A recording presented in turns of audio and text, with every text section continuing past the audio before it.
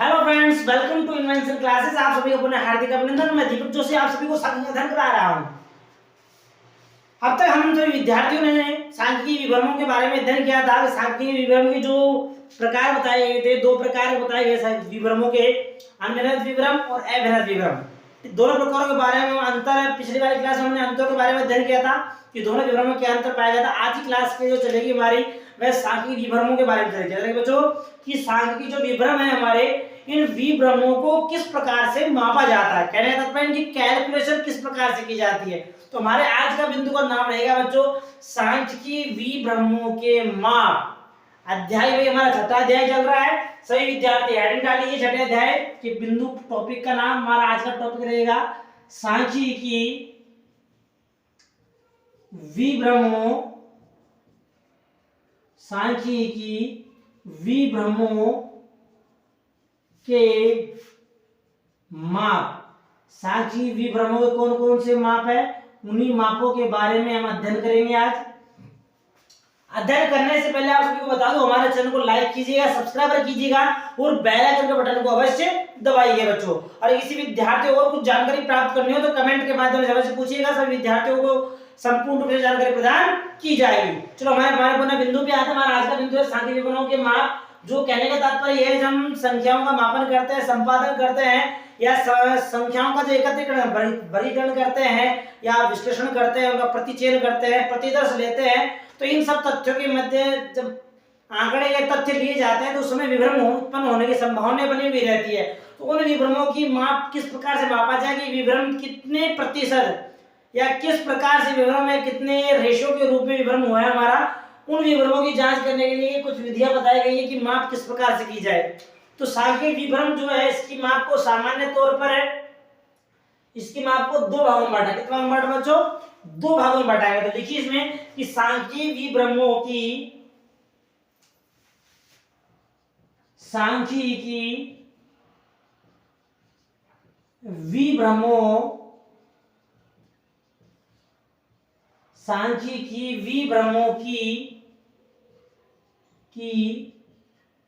माप को दो भागों में बांटा गया है। माप को दो भागों में बांटा गया है।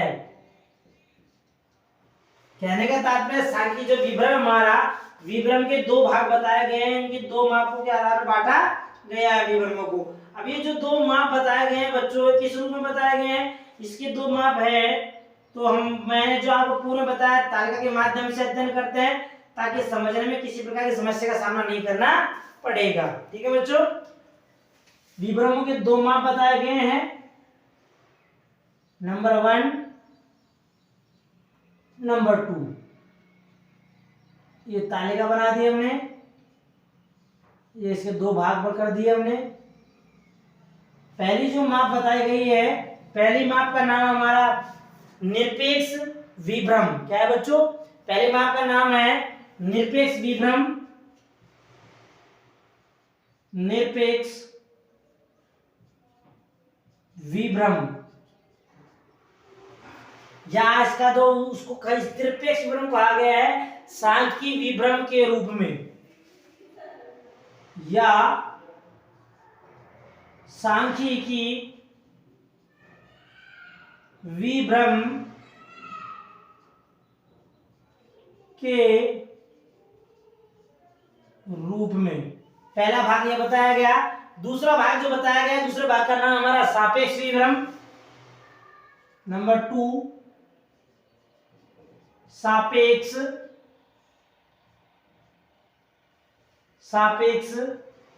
विभ्रम। अब दूसरा भाग में क्या होता है? सापेक्ष। कहने का मतलब एब्सोल्यूट एरर और रिलेटिव एरर। इंग्लिश साउंड लिख देता हूं ताकि समझ में आ जाएगा थोड़ा सा अच्छी तरह से। इसका इंग्लिश साउंड रहेगा बच्चों एब्सोल्यूट,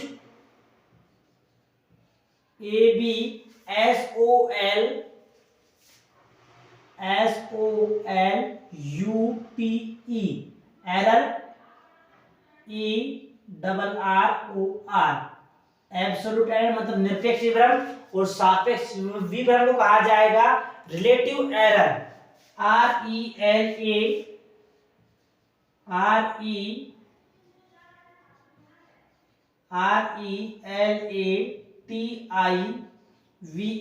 एरर, वही ERROR रिलेटिव एरर। ये दो भाग बताए गए हैं इसके। सांख्यिकीय विभ्रमों को मापन करने के लिए, इनको मापने के लिए दो प्रकार के मापों का प्रयोग किया जाता है। से प्रथम माप का नाम हमारा निरपेक्ष विभ्रम, और दूसरे वाले माप का नाम बच्चों क्या है, सापेक्ष विभ्रम। दिख रहा है सभी विद्यार्थियों को? चलिए दोनों विभ्रमों के बारे में अध्ययन कर लेते हैं कि किस विभ्रम के द्वारा किस प्रकार से विभ्रमों का मापन किया जाता है। तो प्रथम हेडिंग डाले से विद्यार्थी सबसे पहले एब्सोल्यूट एरर निरपेक्ष विभ्रम या सांख्यिकीय विभ्रम के रूप में किस प्रकार से किया जाता है। नंबर 1, पहले विभ्रम का नाम हमारा निरपेक्ष विभ्रम, कहने का तात्पर्य एब्सोल्यूट एरर,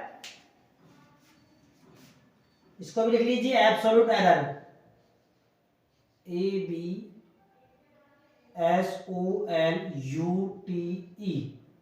एरर, ERROR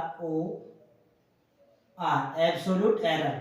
अब निरपेक्ष विभ्रम क्या होता है, इसकी डेफिनेशन क्या कही जाएगी, इसे किस प्रकार से ज्ञात किया जाएगा, यदि इसी के भी इसको ज्ञात करने का तरीका क्या है, सूत्र किस सूत्र का प्रयोग किया जाएगा, उसी के बारे में अध्ययन किया जाएगा। तो पहले इसकी डेफिनेशन जान लेते हैं कि निरपेक्ष विभ्रम होता क्या है, इसका जो मापन किया जाता है किस प्रकार से इसका मापन किया जाता है। तो पहले डेफिनेशन डेफिनेशन लिखिए मेरे साथ कि वास्तविक मूल्य में से श्रेणी के, ऐसे लिख लो, श्रेणी या समंकों के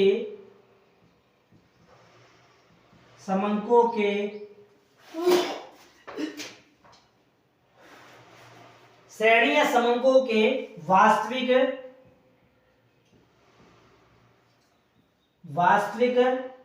मूल्य एवं जो अनुमानित मूल्य अनुमानित मूल्य जो होता है हमारा, वास्तविक मूल्य अनुमानित मूल्य का एवं अनुमानित मूल्य का अंतर ही, जो डिफरेंस हो, कहने का तात्पर्य इनका अंतर ही निरपेक्ष विभ्रम कहलाता है। अंतर ही निरपेक्ष विभ्रम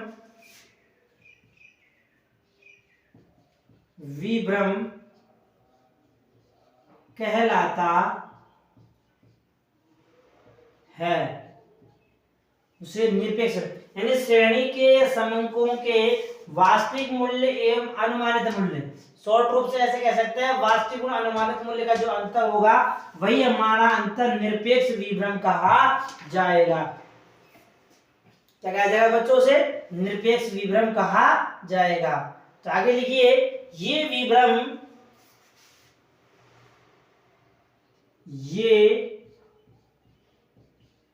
विभ्रम पॉजिटिव के रूप में और नेगेटिव रूप में, किसी भी रूप में हो सकते हैं, इसलिए ये विभ्रम दोनों रूपों में, दोनों रूप कहने का मतलब पॉजिटिव और नेगेटिव, दोनों रूपों में हो सकते हैं। दोनों, ये निरपेक्ष विभ्रम है, निरपेक्ष विभ्रम दोनों रूपों में हो सकता है। वैसे इसके सामान्यतः दो रूप हैं जो निम्न प्रकार हैं। अब इसके दो रूप क्या है, दो रूप के बारे में जान लेते हैं। सांख्यिकीय विभ्रम जो है, सांख्यिकीय विभ्रम के दोनों रूप कौन कौन से हैं? Number 1, number 2। पहला जो रूप बताया गया वह कहा गया है धनात्मक विभ्रम,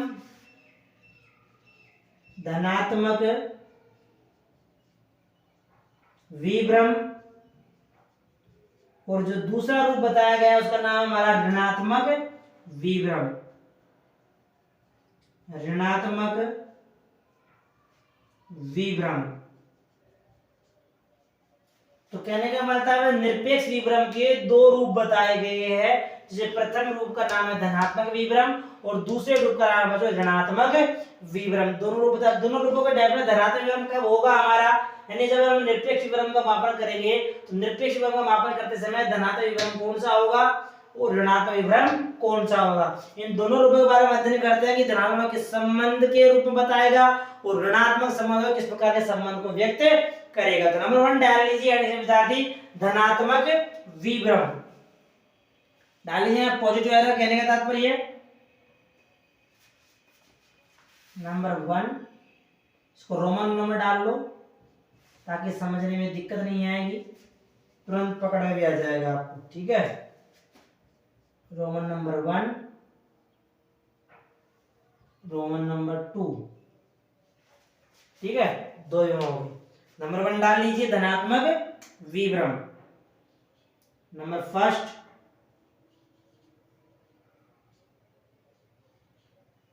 धनात्मक विभ्रम। धनात्मक विभ्रम क्या होता है?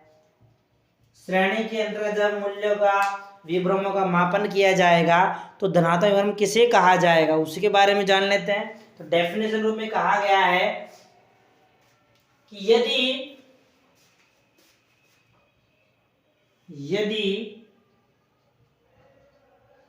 श्रेणी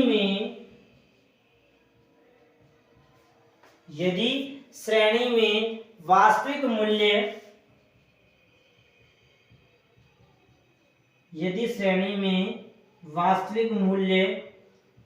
अनुमानित मूल्य से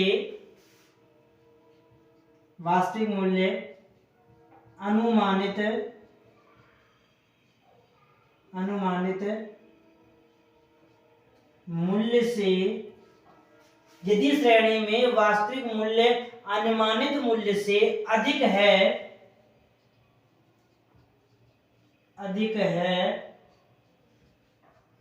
तो उसे धनात्मक विभ्रम कहा जाएगा। तो उसे धनात्मक विभ्रम कहा जाएगा। धनात्मक विभ्रम कहते हैं, कहने का तात्पर्य यदि श्रेणी में जो श्रेणी दी हुई है तो श्रेणी में या समंकमाला के अंतर्गत वास्तविक मूल्य अनुमानित मूल्य से अधिक है। क्या है बच्चों? वास्तविक अनुमानित मूल्य से अधिक है तो वह अधिक है तो क्या कहे जाएंगे? उसे धनात्मक विभ्रम कहा जाएगा। उदाहरण बता दूंगा आपको, उदाहरण समझा दूंगा, उदाहरण में समझ में आ जाएगा निरपेक्ष विभ्रम कैसे ज्ञात होगा, धनात्मक कब होगा व ऋणात्मक कब होगा। यहाँ समझ में आ गया। आगे दिन करते हैं ऋणात्मक विभ्रम की परिभाषा क्या है वो लिखते हैं यहाँ पर। तो लिखने से पहले इसका स्क्रीनशॉट लेना सभी विद्यार्थी। एक बार आगे अध्ययन करते हैं ऋणात्मक विभ्रमों के बारे में कि ऋणात्मक विभ्रम होता क्या है। समझ में आ गया यहाँ तक? चलिए एरिया स्क्रीनशॉट से विद्यार्थियों ने सेकंड नंबर डाल दिया ऋणात्मक विभ्रम। क्या है ऋणात्मक विभ्रम उसको भी देख लीजिए, समझ लीजिए एक बार। दोनों रूप हो गए हमारे। धनात्मक हो गया आपका, सेकंड नंबर डालिए रोमन नंबर सेकंड के ऋणात्मक विभ्रम। ऋणात्मक विभ्रम। चलिए नेगेटिव एरर कहने का तात्पर्य है। तो नेगेटिव एरर क्या होता है ये हमारे कब होगा? तो कहने का तात्पर्य जो धनात्मक विभ्रम का मैंने डेफिनेशन लिखी है, धनात्मक विभ्रम की डेफिनेशन की बिल्कुल अपोजिट से डेफिनेशन होगी। कहने का तात्पर्य यहाँ हमारा अधिक से दिया गया, यहाँ क्या है ऑटोमेटिक कम से हो जाएगा। तो कि जब वास्तविक अनुमानित मूल्य से कम होता है तो उसे ऋणात्मक विभ्रम कहा जाता है। यदि वास्तविक मूल्य देखिए यदि श्रेणी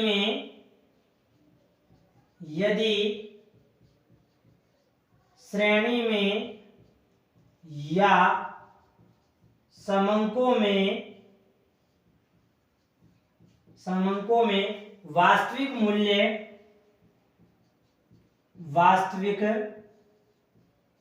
मूल्य अनुमानित मूल्य अनुमानित मूल्य से। यदि श्रेणी या समंकों में वास्तविक मूल्य अनुमानित मूल्य से कम है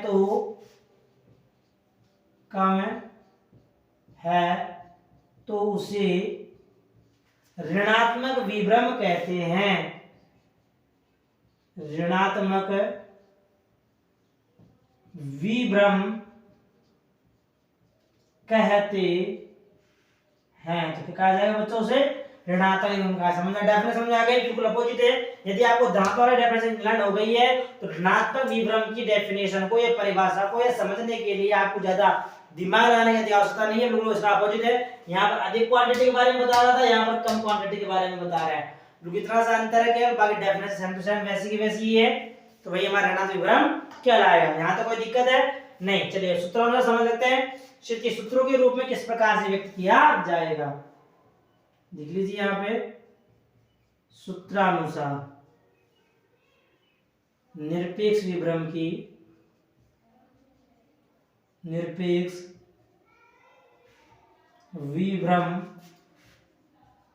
की गणना। सूत्रानुसार निरपेक्ष विभ्रम की गणना किस प्रकार से की जाएगी?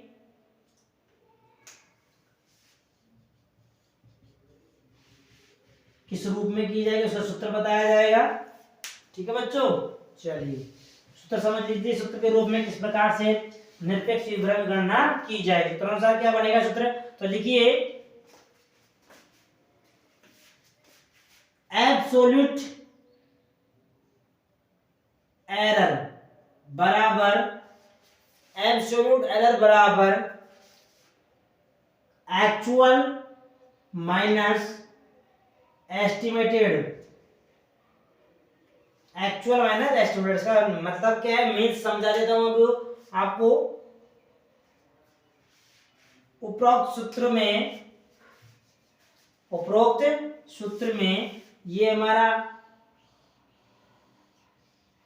सूत्र हो गया। कहने का तात्पर्य सूत्रानुसार क्या है वो भी समझ लीजिए।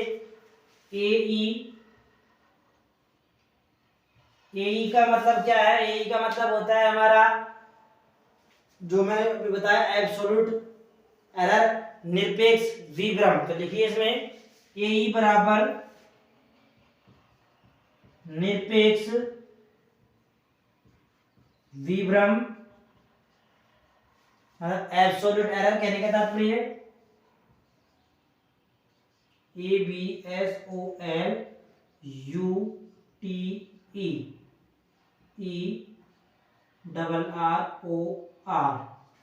एब्सोल्यूट एरर कहने का तात्पर्य जो स्मॉल ए दिया हुआ है, स्मॉल ए का मतलब क्या है वो भी देख लीजिए। स्मॉल ए बराबर एक्चुअल वैल्यू यानी वास्तविक मूल्य। हिंदी शब्द क्या कहा जाएगा? हिंदी शब्द हो गया हमारा वास्तविक मूल्य। स्मॉल ए बराबर वास्तविक मूल्य एक्चुअल वैल्यू ACTUAL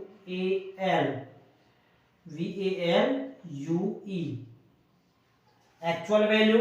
और जो हमारा स्मॉल ई दिया हुआ है, इस स्मॉल ई का मतलब क्या है वो भी जान लीजिए। स्मॉल ई बराबर, स्मॉल ई का मतलब हो गया हमारा एस्टिमेटेड वैल्यू यानी अनुमानित मूल्य।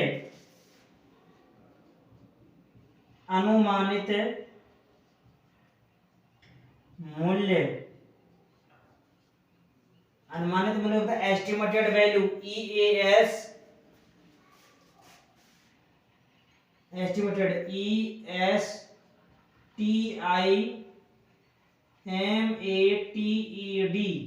वैल्यू। ये हमारे सामान्य शब्द हो गए।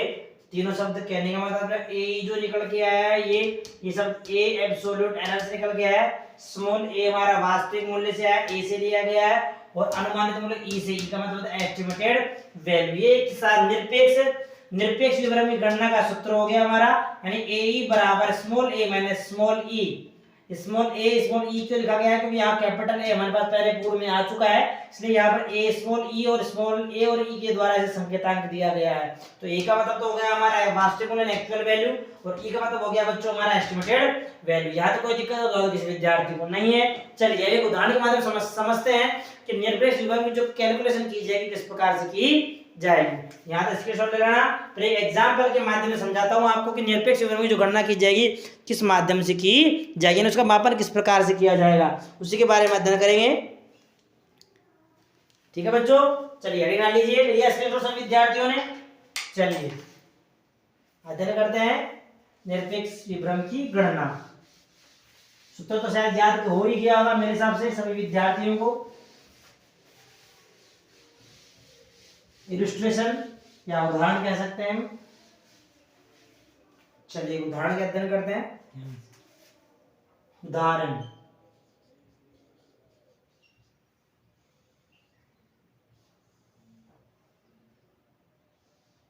उदाहरण क्या दिया गया, उदाहरण देख लीजिए।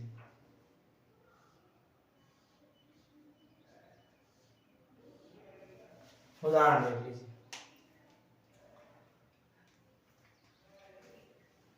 माना किसी संस्था में, माना ऐसा लो किन्हीं व्यक्ति का लो, किन्हीं तीन व्यक्तियों के नाम हमारे पास दिए हुए, हमारे पास है एक्स वाई एवं जेड, ये तीन व्यक्ति है। माना किन्हीं तीन व्यक्तियों की वास्तविक आय तात्पर्य इनकम हो गई, एक है वास्तविक आय 400 रुपए, 730 रुपए,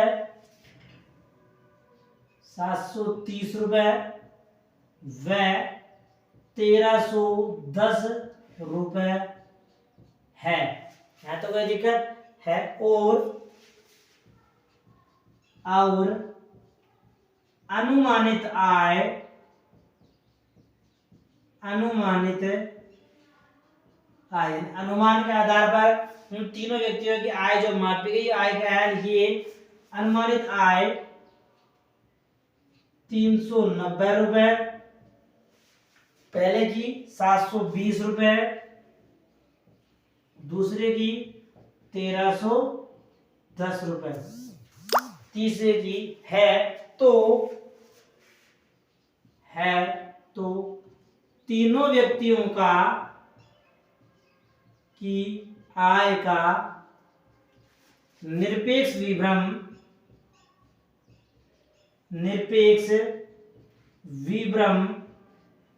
ज्ञात करो। प्रश्न समझ में आ गया।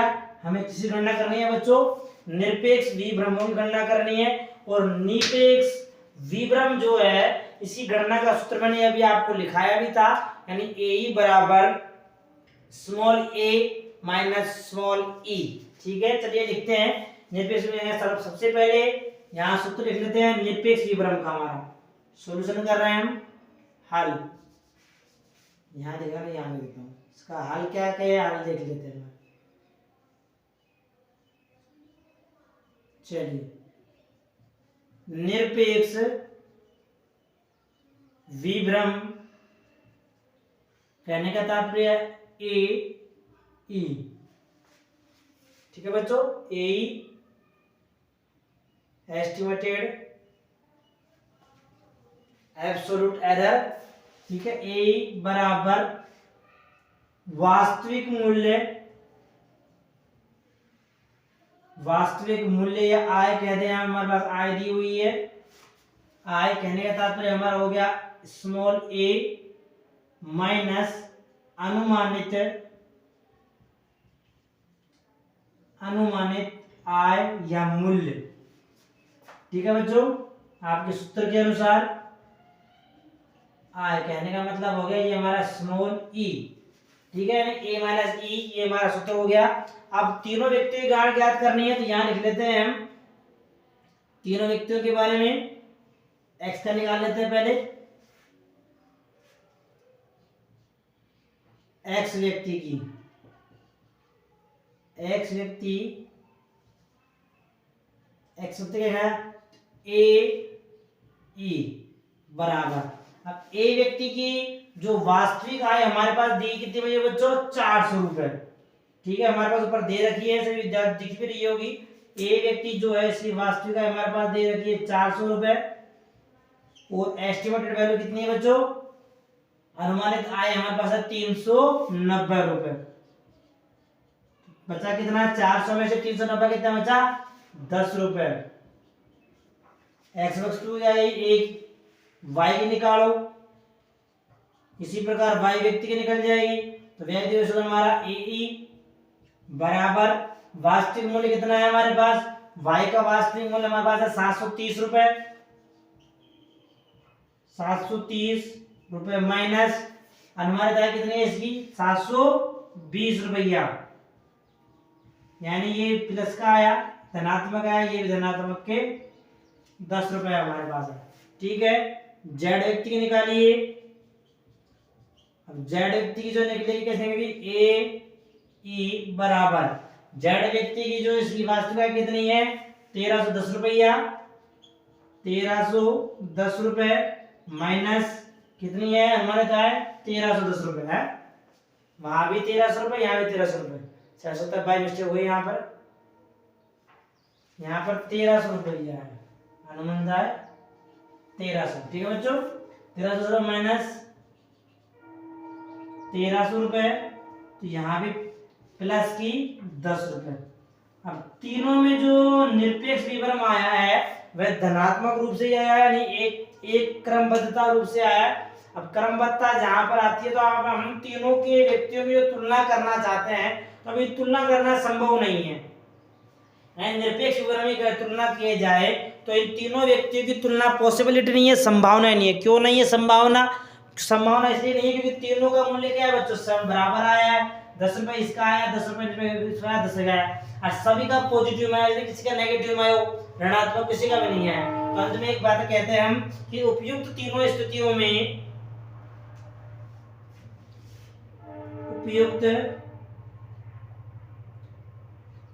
उपर्युक्त तीनों व्यक्तियों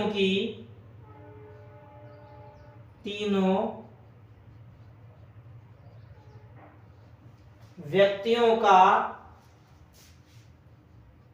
निरपेक्ष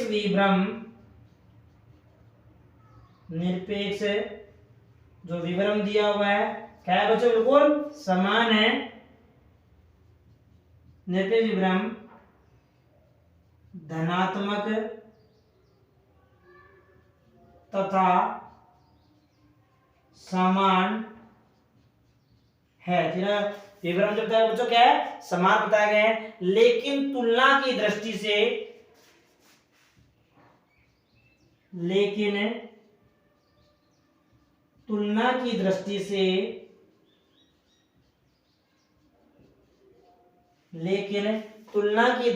यह विधि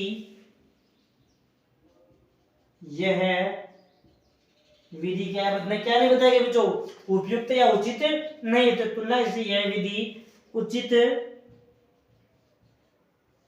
नहीं बताई गई है, नहीं कही जा सकती है, कह सकते हैं हम उचित नहीं कही जा सकती है। तुलना किया जाए, तुलना की दृष्टि से यह विधि श्रेष्ठ नहीं बताई गई है। क्यों नहीं बताई गई है, क्योंकि तीनों विधियों के द्वारा ही तीनों का एक समान निरपेक्ष विवरण हमारे पास ज्ञात होता है, इसलिए इस विधि को उचित नहीं माना गया। ये हमारा हो गया पहला बिंदु, यानी पहली माप साई विवरण की निरपेक्ष विवरण। तो आज के लिए इतना ही, कल हम फिर आगे वाले क्लास में सापेक्ष विवरणों के बारे में पढ़ेंगे। सापेक्ष विवरण क्या होता है, इसका मापन किस प्रकार से किया जाता है। ठीक है बच्चों, इसका स्क्रीनशॉट ले लेना। आज के लिए इतना ही, फिर मिलेंगे अगली क्लास के अंदर। हमारे चैनल को लाइक कीजिएगा, सब्सक्राइब कीजिएगा और बेल आइकन बटन को अवश्य दबाइएगा। ठीक है बच्चों, मिलते हैं अगली आगे वाली क्लास में। समझ में आ गया तो कमेंट के माध्यम से अभी से बताइएगा हम। ठीक है, ले लेना इसका स्क्रीनशॉट विद्यार्थी, ले लिया स्क्रीनशॉट सब विद्यार्थियों ने। बहुत अच्छी बात। ठीक है, चलिए।